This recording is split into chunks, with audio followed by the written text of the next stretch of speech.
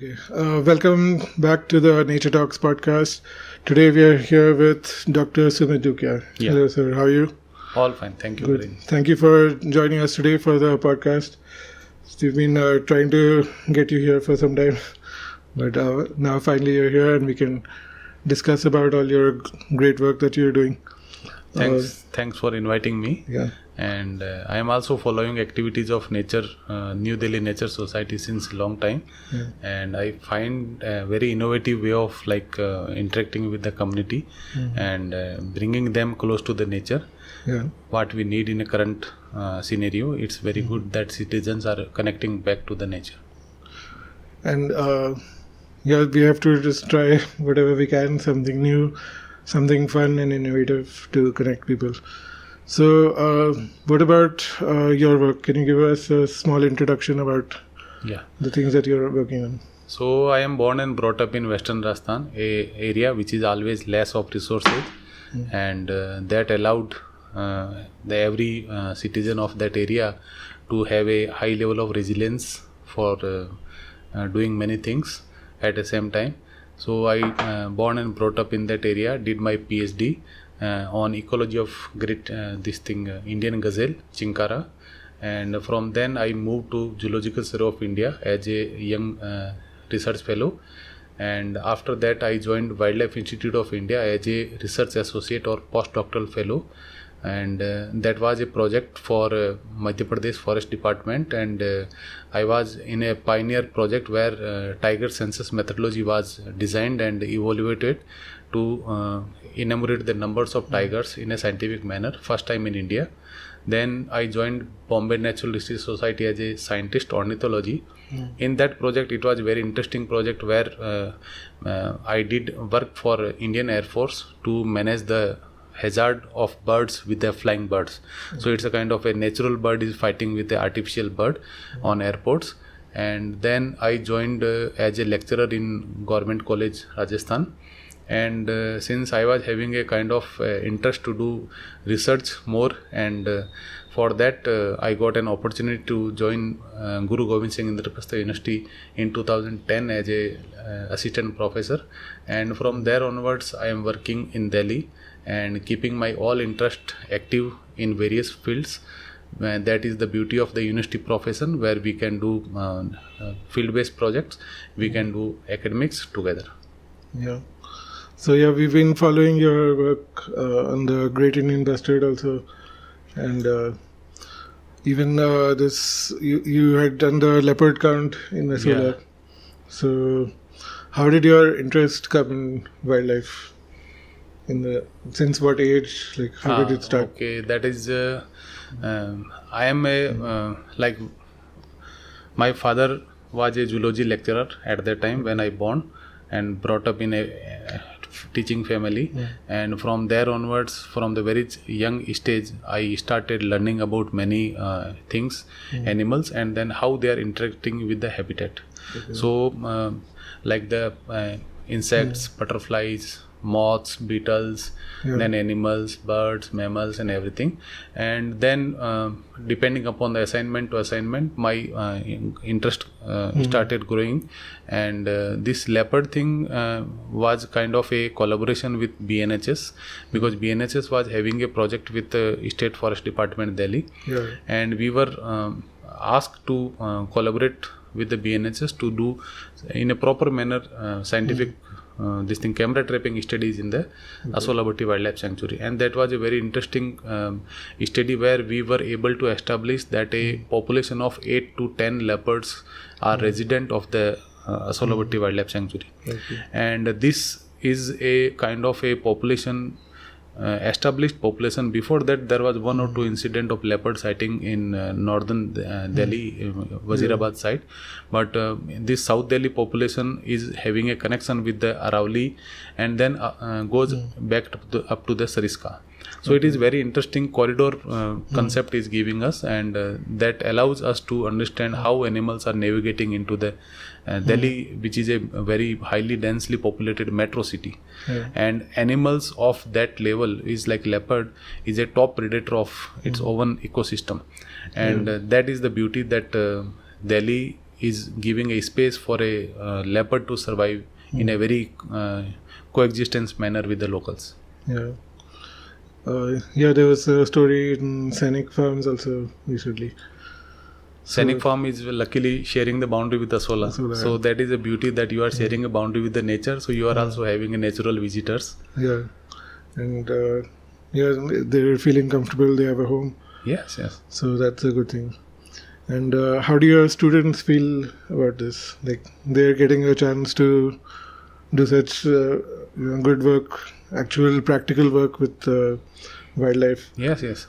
I am teaching animal ecology and wildlife biology broad subjects in university, and then in a minor is a smaller course, as well as the larger thing. So I am trying to bring all the case studies which I used to study and do some sort of like collaboration and perform some field work here and there, and that is the bringing real life experience or a example of a nearby area will allow a very greater sense of understanding that how things are working in a close by environment, rather than bringing some African or Australian example in classroom is not going to give that much of sense. So my way of teaching is very simple, that I used to bring my students like away from the classroom.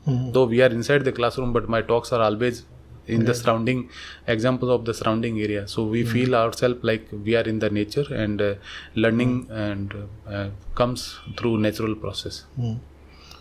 And do you have like a goal? What will, like through this teaching, what is the goal that you're trying to achieve? My goal is not that much of, you can say, in a very not a kind of like a politician style of goal. As an academician, I can have a goal that my students should learn a lot, and in the reciprocal process, as a human being, I am also learning a lot from them while teaching, while working with them, and to understand nature in more and more detailed manner, because we are a human beings not isolated from the nature. If you keep yourself isolated from the nature, then nature is not going to give you that much of space for survival. So human beings are part of the ecosystem, and that is like ego and eco concept. So we are the eco part of the ecosystem, and that is like my understanding and goal is to learn more and more from the nature for the well-being of the society and as well as the conservation, because without conserving elements of the nature, it is not possible for us to survive. Like we don't see humans on the moon because there's no trees, there is no life. No life. Even Mars, to colonize Mars, first you need nature over there, then only humans can think of going there. There are many areas on the earth that needs a lot to save, rather than finding life somewhere here and there on other planets. So our job is to first save the ecosystem and the life, different form of life, from single cell animals to the complex animals. Either you can take from mammals or from plants and everything, and that is important to save for ourselves, because their survival is allowing us to survive. Otherwise it is not possible to survive. If they start going extinct from our environment, then it's going to harm us only. Yes. Like a very common concept is that everything, whatever we are eating, comes from the nature. Every element of our plate for the food is from the nature. You can't eat materialistic things, you can't eat physical things, but you need biological thing to eat for the survival. So you can earn a lot, but for survival you need natural elements for feeding and other thing. Even like artificial way of we are having yarns and other chemical processed things. These are like non-biodegradable. That is harming the nature. So remaining in the nature is like you yourself immerse into the natural process. And do you have a favorite animal species or top 3 favorite animals?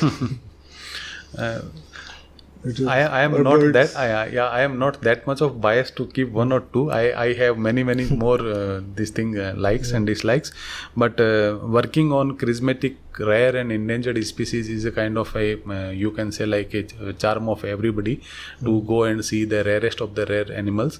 And for that, like I am working on Great Indian Bustard, because that allows me being a local of that area, I have seen that bird since last 25 years. I am like able to see that bird from very large flock, more than 20 to 25, and even like old professors and the seniors, they wrote a very good articles, and in those articles we can see the mention of more than 200 birds in a single flock. So that days are no more available in front of us, but still we are able to see like 8 to 10 birds together in the winter months.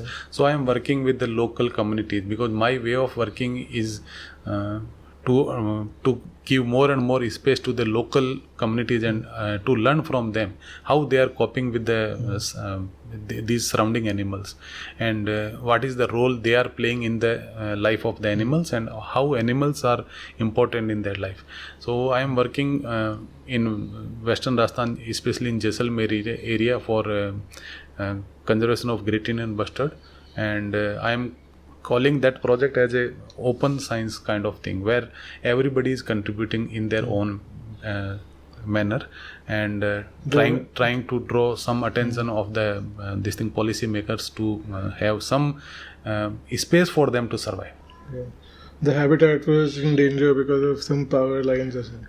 Yes. There are like every animal is having some sort of like constraints in the environment to survive. Yeah, and natural constraints are animals can cope up, but the human induced or the anthropogenic factors, which like you rightly said, their power lines currently coming in a very fast manner in that landscape. So animal is not able to understand that changes, overnight changes for them to navigate.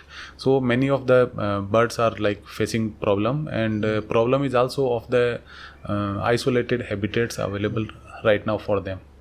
And we have already lost confirmed 10 deaths in last 5-6 years, and there are few more here and there. We can imagine that they are dying, but that is a challenge for us to manage and make a very you can say like a positive environment for the bird to survive, because we need both development. At the same time, we also need an animal need to be conserved, because that is the iconic species of the landscape. So I am trying my best to do some sort of like a community conservation concept where we can have both together. And do you teach the students like the sounds which the bird calls? Yeah, a little bit of like, because like what I told. I've not heard the call of this Great Indian Bustard. Okay. That is very interesting. There are very minute term song and call. So hardly 1 or 2 birds can't call. Rest every bird can call. But singing is a little bit of complex form of the call, just like saregama. So every sur is having sa, re, ga, ma. It's like ups and downs in the pitch of the frequency. So songbirds are using these things, and they are doing mixing the sound. GIB or Great Indian Bustard sound is very simple. It's not having any pitch or this thing. It's like just a humming sound. It's like and that is like very high, very low frequency sound, which travels a lot in the distance of the open grasslands, and it also travels with the wind speed. So if you are able to be on the ground during the breeding season, and you can hear this sound at least from 1 or 2 kilometers far away. And that is like listening this much of humming sound is very you can say like soothing experience, and that gives us to clue in which direction bird is standing. It's like a bass kind of sound. Yeah, it's very and like they are filling the air in the air sacs, and that is known as a gular sac. So it's a kind of an extension. Kind of a straw in the neck, so it's a white. It's separate from the crop. Yeah, and then exhale the sound with that. Exhale the air with the sounds, humming sound. So it's a very pressured sound passing through the vocal cords of the syrinx of the bird. Okay, that's interesting. Yeah, I think people will be interested to check out the sound, maybe on YouTube. I think you will not that is very challenge, no? Because this bird is very shy bird, or it keeps very it's like very secretive thing. So if that bird is able to detect you from more than 1 or 1.5 kilometer, it will start walking. And it will stop every activity which it is doing, like even the feeding or displaying or making sound. So it will start walking. So far I have not got any recorded this thing. We also tried, but during the recording process, air sound is more in comparison to that humming sound. Okay, maybe. Whatever the feeding site is, you have to install the mic beforehand. Yeah, that is possible. Yeah, that will be tough.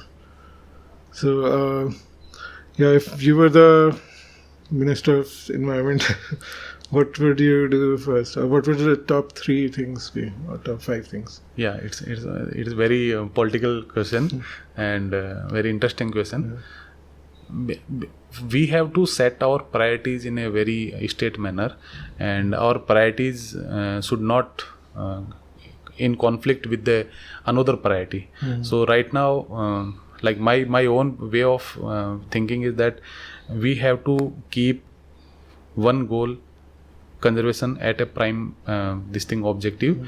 Then second is the development, which is like very very broadly sustainable development, and this sustainable development should not harm the conservation objective. So my second goal should not harm the first goal. And then third goal is the holistic development also, which brings sustainable, also brings community together. But holistic or coexistence means every component of the society, from either from the high earning group to the basic thing like shepherd or the farming community should also join the conservation and the developmental program. We should not leave someone behind, and we should not always take someone in the forefront. Or everybody should move together, and they have to contribute in a similar manner they are contributing into the development. Yeah. And do you have like a special message for the viewers, the listeners? What would you like to tell them? So a special message, spend more and more time into the nature, and then try to learn, because you don't need very hardcore books to learn. If you are into the nature, try to touch them, feel them, smell them, sense them, and use more than one sense, like eye, ear, nose, and then touch. At least 4 things you can do with many things. Then you will realize, because you can't write the smell of jasmine flower, odor of jasmine flower on paper. You have to sense it and you have to remember it. So that is the sense of how to go into the field and understand the nature.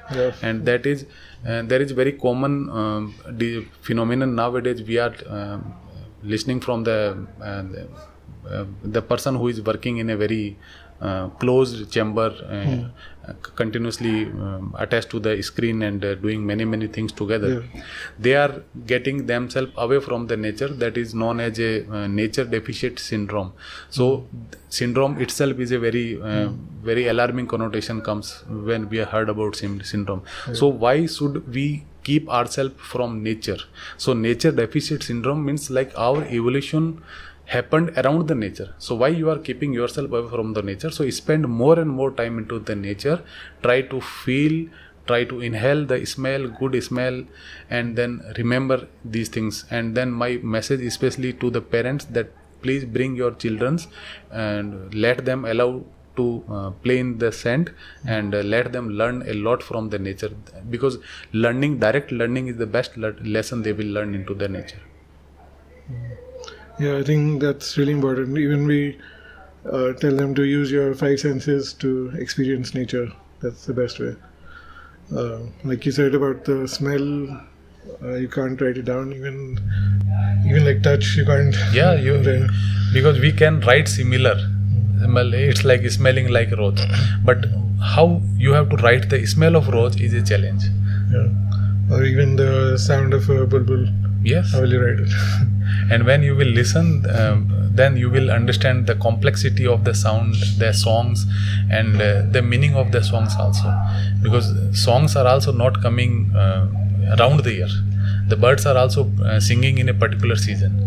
So that song carries a very interesting message. So that is a different thing, avian acoustics, and that is very, very like scientists are emerge into this field to understand this meaning of the complex songbirds. Yeah, and same with touch. You can't describe the feel of a feather. How will you explain that? Or even the sand or any leaves, different types of texture of the trees. Yes. So some are rough, smooth, thorny, but still it's not describing exactly what you're feeling. Correct. Yeah. And the meaning of thorns on the plants are also having a long story of evolution. So why some plants are having thorns and spines? Why not all the plants are having this thing? It means these thorns and spines were through the evolution they grown on themselves for the protection of for the survival of themselves. Otherwise, all the animals will start grazing them. So specific animals can graze specific plants. Yeah, that's interesting. So yeah, the more we observe, the more we will learn. Yes. And the more people watch our podcast, the more they will learn about the different important topics that we're discussing here. So thank you for joining us today. We have reached towards the end of the program. Thank you, Verhaen. And it was great to have you here and discuss all these points. And I think the viewers are going to be motivated to spend time in nature. I hope that our discussion make interest into the people and the listeners. Yeah. And thank you all for watching. You can find Dr. Sumit Dookia on Twitter and follow all the great work that's happening, and also drop some comments about how you like this program, different questions that you might have, so we can get those answers back to you. And we'll see you again next time. Bye bye.